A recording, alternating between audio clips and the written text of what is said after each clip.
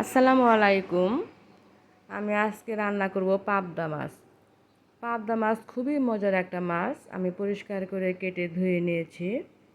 এখন নানা রকম সবজি দিয়ে আমি পাবদা মাছ রান্না করব। টমেটো, দেশি আলু, বেগুন, ঝিঙা,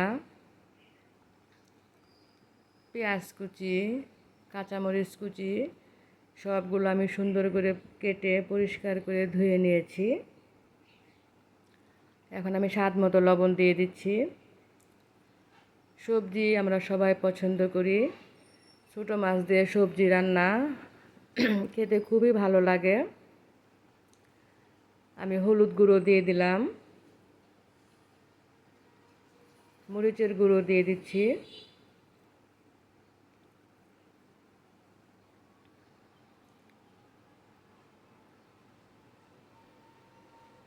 তেল দিয়ে দিলাম।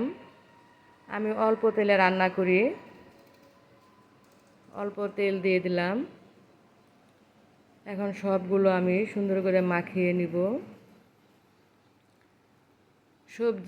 শাক সবজি আমাদের স্বাস্থ্যের জন্য অনেক ভালো। যদি এভাবে আমরা সবজি দিয়ে যে কোনো মাছ, সেটা পাবদা মাছ হোক, ছোটো মাছ হোক, যে কোনো মাছ যদি এভাবে রান্না করে খাওয়া যায়, অসম্ভব মজার খেতে। ছোট বড় সবাই পছন্দ করবে এই খাবারটা। আমি মাছগুলো সুন্দর করে সবজির সাথে মিশিয়ে দিয়েছি। অবশ্যই লবণ তো দিয়ে দিয়েছি, স্বাদ মতো লবণটা দিবেন। আমি অল্প পানি দিয়ে রান্নাটা করব। যেহেতু পাবদা মাছ খুবই নরম একটা মাছ, খেতেও অসম্ভব মজার। এই মাছের কাঁটা নেই, ছোটো বাচ্চারা খুবই পছন্দ করে এই মাছটা খেতে। আমি রান্না করে নিচ্ছি ছোটো মাছটা।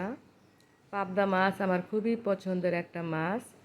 সবজি আমরা তো অবশ্যই সবজি খাবো। সবজি ছোটো মাছ দিয়ে খাওয়া ছাড়া আর অন্যান্য আপনার মাছ মাংসের সাথে সবজিটা খাওয়া যায় না। সবজিটা সাধারণত আমরা ছোটো মাছ দিয়ে খেয়ে থাকি।